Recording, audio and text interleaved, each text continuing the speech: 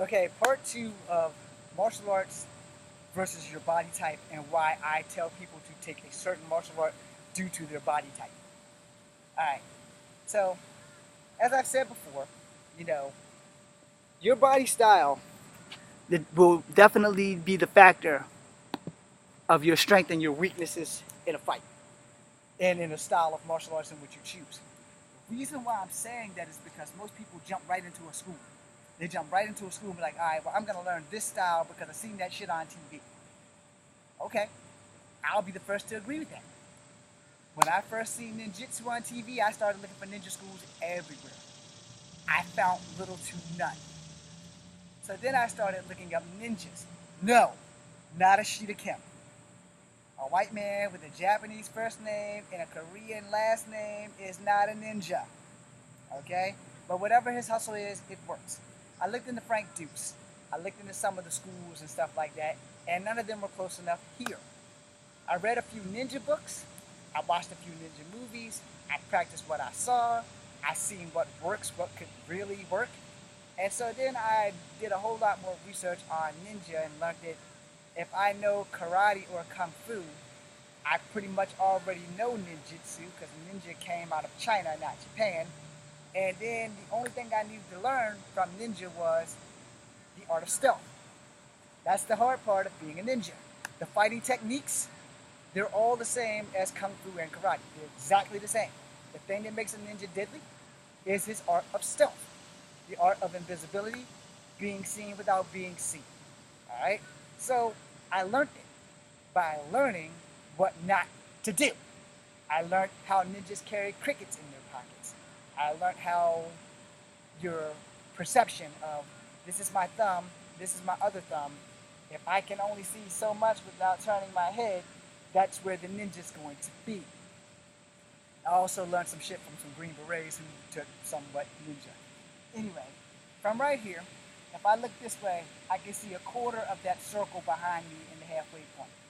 Same here, without turning my body all the way around. The ninja, when I turn this way, he would be here. He'd pop up and slit my throat. Alright? So I only took ninja to learn the martial art that I already knew. Then I actually found someone who kinda knew ninja. So I'm saying kinda because I've only learned yay so much ninja from people. Alright? Now, as far as kung fu and karate, I started with karate and converted to kung fu once I found out the small differences between the two. Alright? With the exception of, there's like 1,000 forms of karate, and there's probably like 10,000 forms of kung fu. I'll explain that in a second. Every time that a kung fu master has a school, if it's not connected to the Shaolin, it becomes a new style of kung fu. If it's not connected to the animal styles, it becomes a new style of kung fu. I understand how this is working now because wushu, gung fu, they're all basically in the same thing. But if you take a school that's named after the teacher and the teacher is teaching Shaolin Ludo, okay? That there is a brand new style based in an old style that's given a new name. If you're taking Jeet Kune Do, you're taking all the essentials out and you use what works, etc., etc.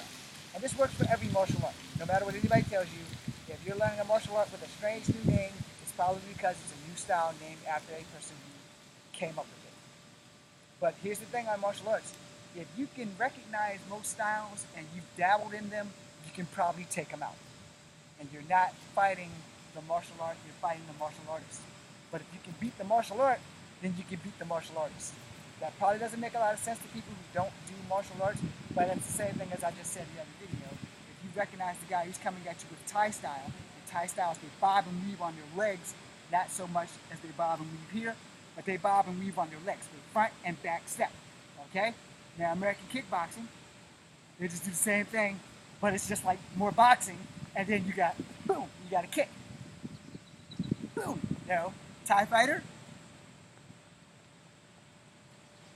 keep the leg straight, you know, keep the leg straight. American kickboxing, boom, and my shoe is untied. Can't make that up, but you get the gist. So, guy comes at you with snake, you go into crane, because they're supposed to be equally matched. Guy comes at you with crane, you go into snake, or you go into praying mantis, because those three movements are basically the same. People don't recognize that shit, but snake, crane, and mantis, their first three steps are the exact same shit. Google it. Depending on what you find, their first three steps. Mantis, you have a leaping step. For snake, you have the same leaping step. And for crane, it's more like a leap back, because crane is the defender, while the other two are the aggressor. For dragon, you have the defending step, stepping back, stepping forward.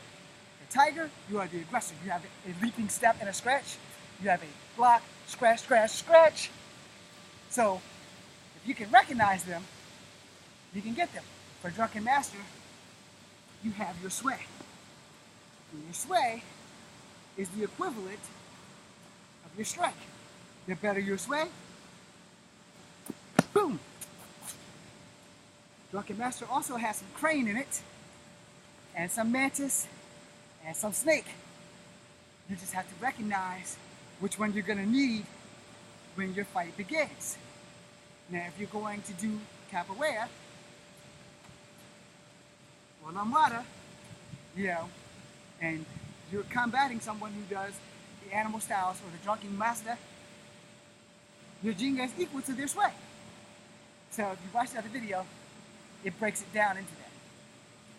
You need to understand that you have to dabble in every martial art to make sure that you are capable of finding what works and what does not. A few days ago, I think, I made a video on TV fighting, because I am a fan of martial tribes, shout out to Mike Chat, versus what you can use in the street. Now, I'm probably going to piss off a lot of people with this, but a lot of the things that you use in TV have been dumbed down from the streets. I also say this to everybody at the same time. There's going to be very few chances in a street fight where you're going to do this. Boom. Boom. It's going to be very few times in a street fight where you're going to get that damn lucky. You watch a lot of UFC, there's very few times where you see them bust these tornado kicks and shit. Very few. Because those are the hardest things to land on a fully conscious sentient being. Alright? If dude's fully conscious, you're going boom, and he's blocking, and you get a lucky one hand like this, you're blessed. 9 times out of 10, you throwing this, he's blocking that shit, your tornado kick, boom, he catches that bitch in the air and sweeps your foot, you're in deep shit. Another reason why I tell people, you're gonna kick your basic fronts, your basic side. You're gonna use what works. You're not gonna use that shit you see on TV unless you're making a movie. You're making a movie, hell yeah, go for it. But when you're in a real fight, you're fighting someone who does Thai fighting, sometimes their first strike is a ghost punch and an elbow. You're gonna catch that shit. You're not gonna catch all of this meat, you're gonna catch this sharp ass corner of their elbow. If they're a real Thai fighter, they're gonna elbow the fuck out you. Sorry for the violent words, but it's the truth. They're gonna knee you. You're not gonna catch this thigh. You're gonna catch all bone, all knee to the face. So you need to know how to block those things. So if they're kneeing you, they're gonna lock your head. Boom, boom, boom, boom, boom. Taekwondo does that also. So your blocks is basically this. Because 2 blocks with 2 hands is better than 1. Especially when someone has the grip on your neck or the back of your head. So here's how I feel about that, in all honesty. If you got my hand, your hands like this on my head, and you're constantly kneeing me, I'm just gonna turn my elbow into your knees, and I'm gonna hit you right there, right between the teardrops, because you're throwing knees. I'm gonna do this. I'm gonna come down, and your strength and your momentum is going to damage yourself. I'm just trying to survive. And while I'm doing that with this hand, I'm gonna take my hand up here, and I'm going for your pinky, your middle finger, or your thumb, because those are your strongest grip fingers. In panic, I'm not gonna give a damn what finger I have, but I'm gonna grip one of those damn things, and I'm gonna get you the hell off my head. That's my first priority, is to protect my fucking brain so I can still keep fighting. So I'm gonna be blocking and pulling your hand off my knee. I'm just gonna keep pulling until I get that damn hand loose. If I can get your grasp loose from your hands, I have a better fighting chance where I can stop you with one of these to your knees, because you're kneeing. You're like gonna be thrusting the shit out of those knees. I'm just gonna hit it one time. Boom! You're gonna feel that shit because my target is right here. My target is right between those teardrops, because the teardrops are pressure points. Right there in the center is where all your power is and your artery. So I'm gonna jam this elbow into that sumbitch as hard as I can while you're going boom, boom. You're just kneeing the shit out of me because you're holding me, and I'm gonna be blocking like this for a second. But it's only gonna be a second, long enough for me to think of what to do in that moment. So when your leg goes back down, bam! When it comes back up, I'm elbowing the shit out of that sumbitch, and I'm gonna make damn sure you know it. So, like I said in the other tape about fighting dirty. In the dojo, that's illegal, okay? But it's probably also illegal for them to grab your freaking head and start ramming their knee into your face. You're supposed to be training, not trying to murder someone. So, if I feel you're trying to murder me, I'm going to do what I was taught to do. You have 365 pressure points in the human body. These two where the teardrops is, and that artery in between and behind your knee is my target. So while you're holding me, boom, boom, I'm going boom. I'm gonna jam one of those knees really fucking good. Which goes back to a softness of martial arts versus a hardness of martial arts. If you ever taken boxing, like people who are boxers, they'll tell you, you don't ever hit everybody with everything you got on your first round. You know, that's your feel out round. You know, see what I can do, see what weaknesses I can find. Same thing with martial arts. But people take that shit to the extreme and they take it the wrong way. Some people come right out of the gates. I'm gonna rip this motherfucker apart. I'm gonna do this, I'm gonna do that. And that's fine in your head until reality sits in. Because everything I'm teaching you is stuff that I have experienced. Okay? I'm not gonna teach you something that I haven't experienced because of the simple fact that it would be wrong. If someone's kneeing you and you elbow them in their damn knees, your funny bone is gonna get a little sting, but so is theirs. So there's a funny bone in your knee. That's that shit that doctor hits with that hammer to make you kick out. So they're throwing straight knees and your head's like locked up. So you on that damn knee. So boom, right there. Now, if you can't adjust your elbow to do that, 2 knuckle punch, boom, right there. Why did I change it to a 2 knuckle punch? Because it fits right between those teardrops. You know, you're not gonna sit here and try to manus poke the teardrops while somebody's kneeing you in the face. But if you're good enough to do that, hey, that's great. But I would suggest elbow or 2 knuckle punch. I have 2 knuckle punch someone throwing a punch at me. And the damage that it has does by making them snatch their hand back, I pretty much won the fight right there. Because they don't want to do it anymore. You know? And I've only done this in cases where people are abusing their skills against me in a sparring match. You know, there's a difference between how you spar with someone so that they will want to spar with you again to improve versus I'm sparring with this guy because I beat him every time, which doesn't improve your skills. It just means that you have that guy's number. That's it. It doesn't mean you can beat the next guy. It doesn't mean you can beat the guy after that. It doesn't mean you can beat the toughest girl in class. It just means you got that one guy's number because he just doesn't have the knowledge that you have. All right? Understand that. Which is why I tell people again, if you're going to fight, you stick with the basics. When you're out here in the streets, you stick with the basics. So if somebody throws a kick, front kick, boom, you know, 2 knuckle punch that shit right up in here. You're going to come back and reel a little bit. That's the time you should be making your move. Don't give them time to come back and reel. When they go back, you're on their ass. That's a fight. They come in with one of these, Taekwondo kick, and they're going to snap it. You beat the snap. When they get here to pop it out, pop! You pop. Arm here, boom! Break their leg at the snap. Then sweep the foot. If they sweep the foot, you're still holding their leg, so they're going down, and you just ride right on down with them. Elbow them in the crotch, punch them in the throat. Fight's done. I'm very sorry for this brutal video and description, but I'm going to tell you, you got to use what works when you're in a fight. Now, when you're in a dojo, that's illegal.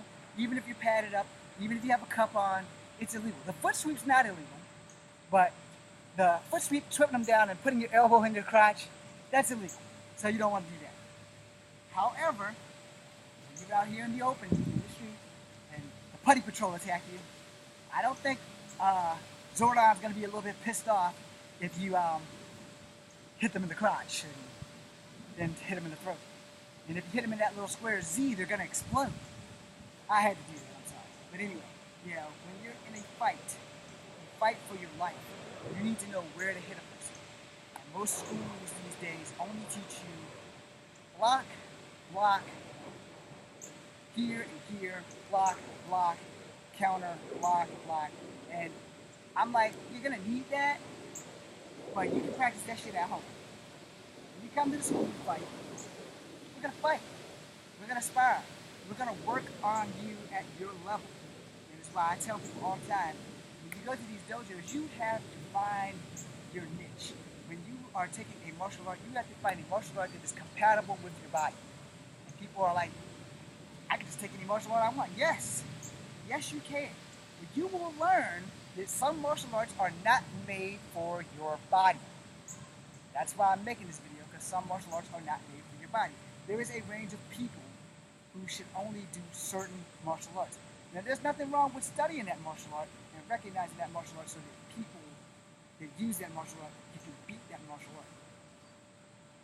But if you have a martial art that is not compatible with your body, you're only going to damage yourself fighting that person who does that martial art. If you are fighting someone who is doing a Shaolin Ryu style and you do Wushu, okay, well, Shaolin Ryu is basically on the ground and Wushu is in the air.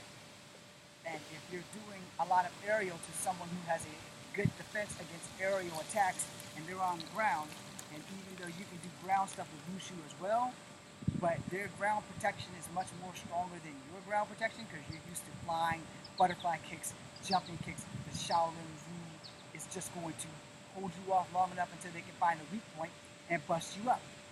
And it's the same thing if you're doing Tiger, if you're doing Dragon, if you're doing the Snake, if you're doing the Crane, if you're doing the Mantis. If you don't know those fundamentals of what you should not do, that's what you're going to do, and then you're going to go to sleep. So you need to know your body. You need to know what style is more appropriate for your body. I'm 5'3.5". There is no style that's not really appropriate for my body when I was in my 20s because I'm 5'3.5", and shorter people have more dangerous kicks and we can pull them out anywhere. Taller people have a lot more work on executing their kicks out of anywhere. Now there are some kicks that taller people can do without question, without remorse. Those crescent kicks, tall people's crescent kicks are awesome. If they're tall and they do taekwondo and they can do a crescent kick and bring it back here and bring it back, you know, then you're good to go. You know, shorter people can do it as well, and most of the time it looks a little bit more smoother. Taller people are linkier, so even though it looks smoother, they still have more to work with. So they have range. You know, taekwondo was that intermediate.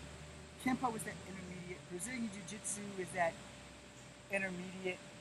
But for other martial arts, you want to be a certain size and a certain height, and you want to know how your body works. So if you don't know how your body works, certain moves aren't going to work for you, right? Now let's go Tony Jaa. He does a whole bunch of other stuff besides kickboxing, but he also is like the most flexible Asian man I've ever seen on TV. And he does the splits and he slides under cars and all this other shit. I don't know if he has testicles, but yeah, he does some amazing shit. And he does a lot of Thai fighting with his knees and elbows. If you watch his movies, you'll see that he does a lot of fucking Thai fighting, which he always catches people like square in the chest with his knees or his elbows. He always catches them, he elbows them in the head and shit like that. Where if you watch Jet Li, who's more Kung Fu Wushu, you know, if you watch him and he's a little bit more centered on the ground, because Jet Li's like maybe 5'8", maybe 5'7". I think him and Jackie might be about the same size, and I think Jackie's between 5'6" and 5'7". Sammo is definitely between 5'7" and 5'8". But if you watch them in their Kung Fu style, you see that a lot of their combat is really close quarter combat, which doesn't really work a lot for tall people. You know, because a tall person with close quarter combat, you know, if you start off when you're this big and you're growing into your body and you know how your body works, that's really the only way that you can adapt with that. Where if you just like, I'm 25, I'm just learning a martial art, so I'm going to take Thai fighting, and then you come against a guy, and you're 6 feet, by the way. You come into a guy who's been taking Thai fighting since he was 7, and he is only 5'3". So your close quarter combat with your Thai fighting versus his close quarter combat with his Thai fighting is going to not really coexist very well. And so if you're making a movie, you're going to have to let this guy pretty much leave the room because you're 25 and you're just learning versus the guy who's been coming up since he was like 6 or 7 years old doing this shit. And growing into the martial art while he's training, while he's learning his body is a lot better than you getting 1 year in and thinking you're hot shit, because that's not how it works. Now, like I said, it's good for movies because your job as an actor is to make the other actor look good, especially if you're the bad guy. But if you're the good guy, his job is to make you look good. So you need to be able to let him lead into where he can have you teach him how to look good. All right? Hopefully that makes some kind of sense. So here's reality. I don't tell anybody under 6 feet that they should do Kung Fu. I don't say that they shouldn't do Kung Fu, but I don't recommend that they do. And if they do Kung Fu and they're 6 feet or better, I tell them to only go into the animal styles, because that way they don't have to worry too much about wushu and all the high flying. They're already pretty tall, so they can adapt. But at the same time, a lot of the animal styles are also close quarters fighting. Something other schools just don't want to teach you is when you're doing animal, and you're doing the tiger and the strikes, you're going in. When you're doing the dragon and the blocks, you're backing out. When you're doing the mantis and the snake, you're going in. When you're doing the crane, you're basically defending and blocking. Drunken master and drunken monkey are some exceptions to those rules, because the drunken monkey, you got to sway and you have to act like a fucking monkey. It does exist. Go ahead and Google it. But as most animal styles were developed by martial artists who were doing Kung Fu and watched animals. So you watch mantises. Mantises, they strike. They rarely defend. They mostly strike. If you're watching a snake, it rarely defends. It mostly strikes. If you're watching a tiger, there's no such thing as defense. It mostly strikes. If you're watching a dragon is wisdom. So a dragon will protect its circle with most wisdom. And then, if necessary, the dragon will no longer be a creature of peace. It will be a creature of death and destruction. Plus, they breathe fire. Now, other animal styles do exist other than the ones I named, but no one has ever taught me the iron butterfly all the way through. Iron butterfly, when you just keep your hands in the shape of a butterfly, it does work. It's basically the crane, the movements of the crane.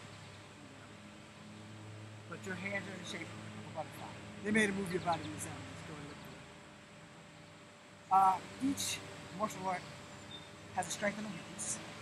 As a martial artist, I took martial arts to find the weaknesses in martial arts, to know what works. There's 2 things that you need to know when it comes to finding the weakness of a martial art. The body type of the person you're fighting plays a hell of a role in the style in which they are using. If you are over 6 feet and you're a Thai fighter, you're gonna be awesome. If you are under 6 feet and you're a Thai fighter, you're gonna be a mixed bag, alright? Which is why my Thai fighting skills look fucked up, okay? Because the American version of Thai fighting is not the same as the real shit. In the real Thai fighting, when you're sitting here and you're taking that beating to harden the body, we're Americans, we're a bunch of pussies, so that doesn't work for us. We're not gonna let some dude walk around with a fucking stick and start whooping up on our asses. That's just not what we do. We don't like pain. We have to accept that. So, American Thai fighting and American kickboxing isn't the same as Thai fighting. The kicks and shit are similar, but the toughness it takes for a Thai fighter, a real Thai fighter from Thailand, they start at 6, some start at 4. And they take beatings. They sit there and they take these beatings, which is why they're tough as fuck, and why the only places that you can really hurt them is their ultimate weapon, So once you learn that, and you're going against a Thai fighter, you're not going to be able to identify if he's from Thailand or if he's from America, depending on how hard this son bitch hits you. And when they spar, they go all out. They don't play around like we do.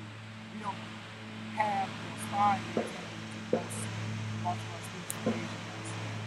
We pick that, we tap, we roll with the best of them, but we also have a macho complex that tends to get down up to the learning.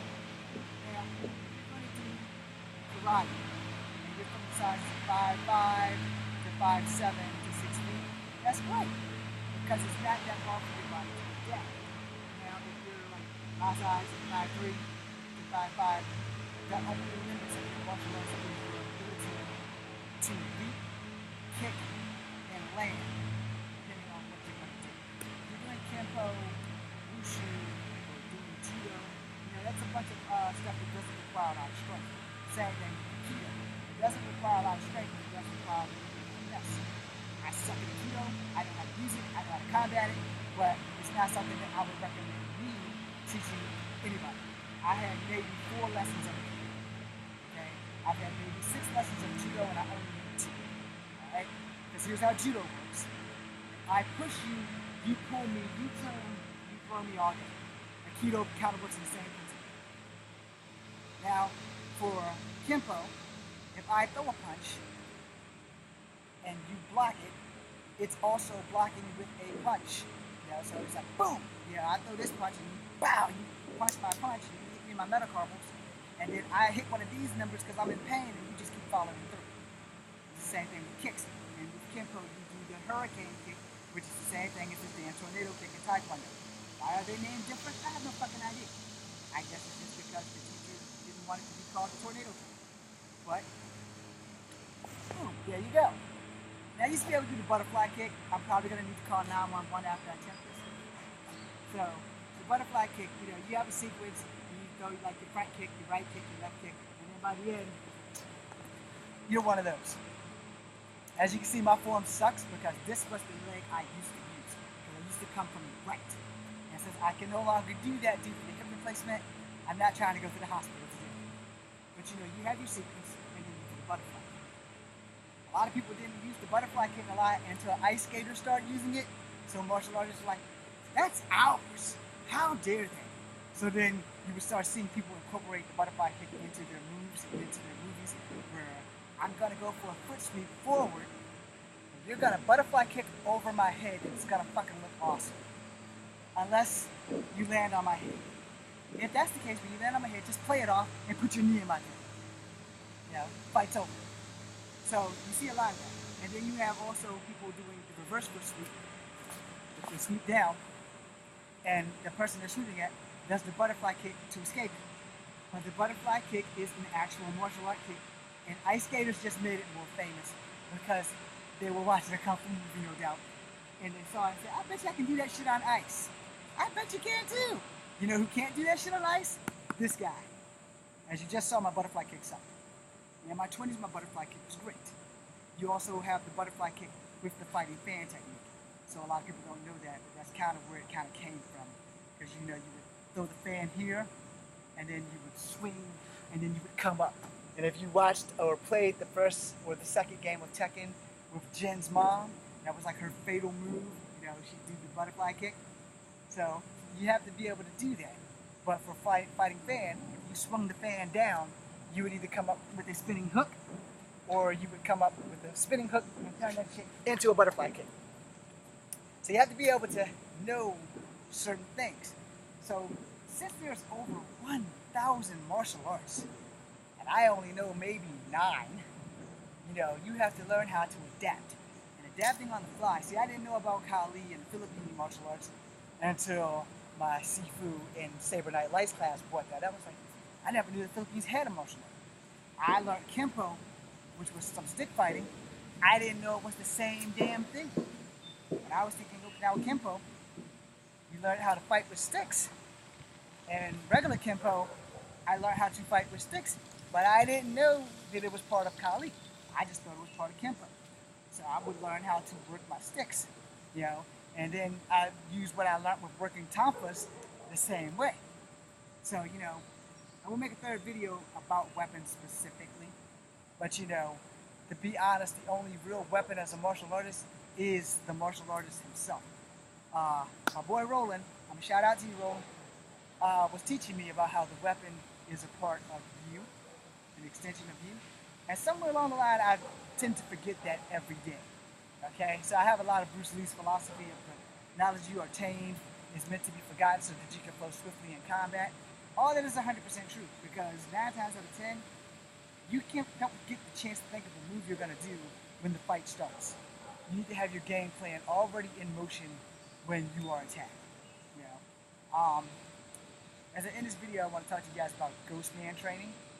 So, Ghost Man training, I'm probably going to make a video of that before I go home and before I go to work. So we're going to start my last video of this, and then we're going to go into Ghost Man training. Damn, 30 minutes again.